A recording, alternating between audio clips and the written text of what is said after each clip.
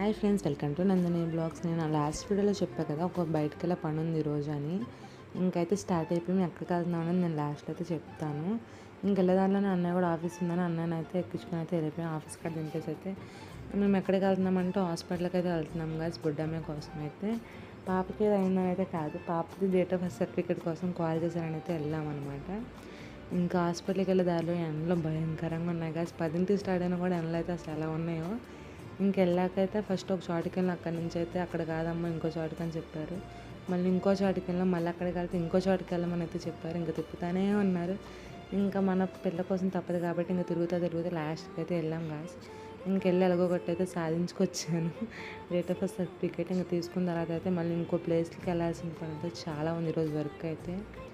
ఇంకా బుడ్డమ్మని అయితే తీసుకెళ్ళా, బాగా ఎండలు ఎక్కువ నేను ఇంకైతే స్కార్ఫ్ కట్టుకుని అయితే ఇంకో చోటుకి అయితే స్టార్ట్ అయిపోయాను. నేను ఎక్కడికి వెళ్ళాను జస్ట్ వీడియోలో వచ్చింది. Bye guys.